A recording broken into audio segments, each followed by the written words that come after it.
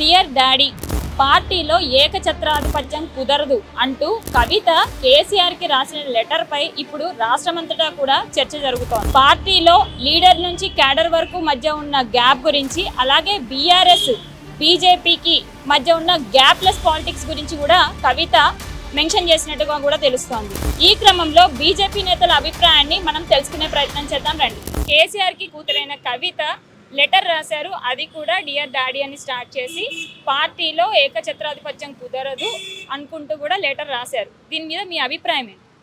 పార్టీలో స్టార్టింగ్ నుంచి one side రోలే నడుస్తుంది, కేసీఆర్ గారిదే నడుస్తుంది. ఎందుకంటే వీళ్ళు ఉద్యమం అనుకొని తీసుకొచ్చారు. ఉద్యమకారులు ఎవరైతే ఉన్నారో, ఎవరెవరో పొలిటికల్ లీడర్స్ ఎవరైతే ఉన్నారో వాళ్ళు సొంతంగా పెట్టుకున్న పార్టీలను కూడా టీఆర్ఎస్లో విలీనం చేసుకున్న తర్వాత ఏకపాత్రాభినయం అన్నట్టుగా ఈయన చేతిలోనే అంత పార్టీ నడుస్తుంది. అప్పటికి కేటీఆర్ గారు మధ్యలో రావడము, కవిత గారు సపరేట్గా జనజాగృతి అని కొత్త సెక్షన్ పెట్టుకోవడము, వీళ్ళు వాళ్ళ వాళ్ళ కరికులర్ యాక్టివిటీస్ చేస్తూనే ఉన్నారు. ఇందులో ఏమైపోయింది, మొన్నటి వరకు కవిత చేసిన లిక్కర్ స్కామ్ వల్ల పార్టీకి కొంచెం దూరం అయింది. కేసీఆర్ గారు కాళేశ్వరం ప్రాజెక్టు తీసుకొని సొంతంగా నేనే ఇంజనీరు, నేనే డాక్టరు, నేనే ప్లీడరు అన్నట్టుగా సొంత అభిప్రాయాలు, సొంత డెసిషన్స్ తీసుకోవడం వల్ల తెలంగాణలో ఇప్పటివరకు చాలా మటుకు రెవెన్యూ లాస్ అయింది. ఇప్పుడు చిన్న చిన్న విభేదాల వల్ల ఇప్పుడు ఫ్యామిలీలో మొత్తం గొడవలు జరగడం ప్రారంభం ఎప్పుడో అయ్యింది. మొన్న కేసీఆర్ గారు పడ్డారు, యాక్సిడెంట్ అయిందని తెలిసింది మనకు. దాని తర్వాత ఆయన ఆపరేషన్ కూడా వెళ్ళారు. అది ఇంట్లో జరిగిన విషయం, అది అందరికీ తెలిసిన విషయం. ఏం జరిగింది, ఎట్లా జరిగింది అన్నది మనం బయట చెప్పుకుంటే మనకు కూడా బాగుండదు.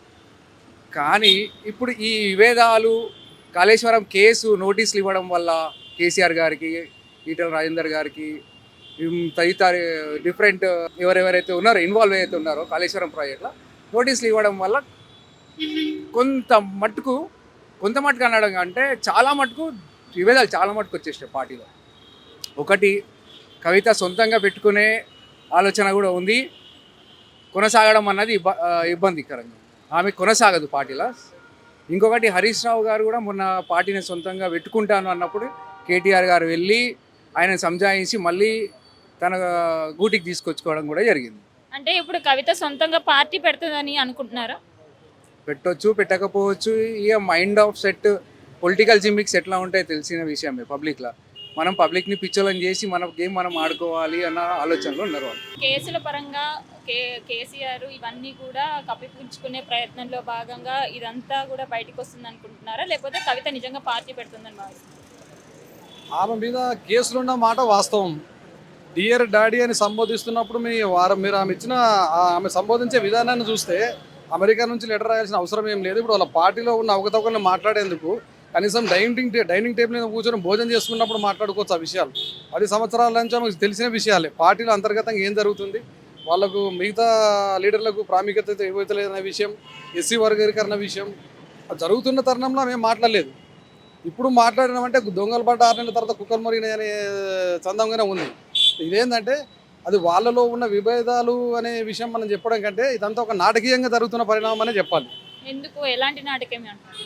ఎలాంటి నాటకీయం అంటే వీళ్ళు తెలంగాణ ఉద్యమంలో వీళ్ళంతా దొంగలు ఊర్లు పంచుకున్నట్టు అందరూ కలిసి పనిచేసినారు. ఒక్కో కుటుంబానికి సంబంధించిన వ్యక్తులు నియంతృత్వంగా పాలన జరిగించారు. అటువంటప్పుడు వీళ్ళందరూ మేధావులు ఒక్కొక్కరు ఒక సంస్థను పెట్టుకొని నడిపిన అనుభవం వీళ్ళకు ఉన్నది.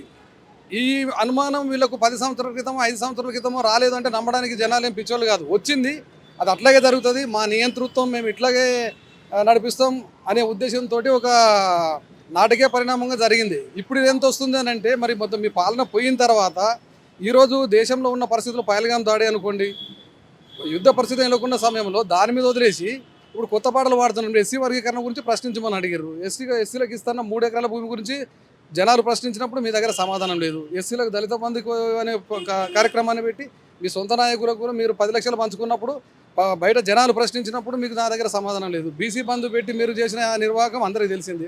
అప్పుడు ఎవరిని మీరు ప్రశ్నించిన వాళ్ళని ఎవరిని మీరు వాళ్ళ ఇబ్బందులు ఎవరు మీరు పరిగణించింది ఎక్కడ కనిపించలేదు. ఇప్పుడు అంతా అయిపోయిన తర్వాత ఈ పరిస్థితులను బట్టి మీరు చేస్తున్నది డ్రామా కాకపోతే ఏంటి? 100% ఇది డ్రామానే. ఇది ఒకలాంటి కుయుక్తి, రాజకీయ కుయుక్తే. కానీ పెద్దగా దీంట్లో బీజేపీకి వచ్చే ఇదేం లేదు. వాళ్ళు తెలంగాణ జనాల పట్ల నిజంగా అంతా శ్రద్ధ ఉండుంటే అక్కడ నాయకులకు కానీ పార్టీలో ఉన్న ఇతర నాయకులకు కానీ జనాలకు కానీ నిజంగా ఇబ్బంది జరిగిందని ఉంటే వాళ్ళు అధికారంలో ఉన్నప్పుడు వాళ్ళ స్పందనను గమనించి వీళ్ళు పరిపాలన జరిపించి ఉంటే జనాలకు మేలు జరిగి ఉండేది.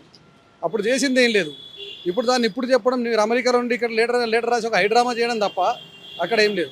వైఎస్ షర్మిల తరహాలో కవిత కూడా కొత్త పార్టీ పెడితే పరిస్థితి ఎలా ఉంటుంది అనుకుంటున్నారు?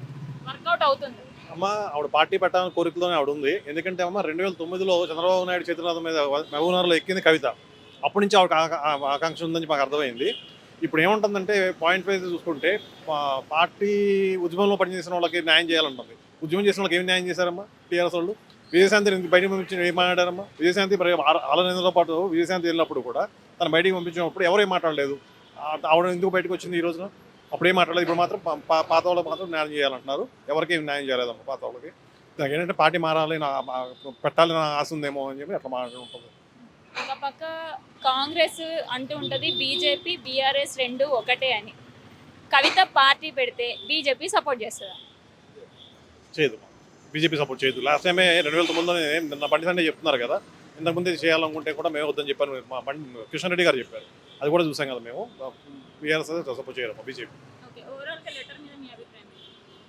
అది పొలిటికల్ పార్టీ పెడతాను ఆలోచన కవిత, అది దాని గురించి. కేసీఆర్ కవిత తమ సొంత ప్రయోజనాల కోసమే ఈ డ్రామా ఆడుతున్నారని అంటూ బీజేపీ నేతలు అభిప్రాయపడుతున్నారు. ఒకవేళ కవిత కొత్తగా పార్టీ పెడితే గనక తమ సపోర్టు ఖచ్చితంగా ఉండదు అని తెగేసి చెప్తున్నారు. కెమెరామెన్ నిశాంత్తో దీప్తి, ఆదా న్యూస్.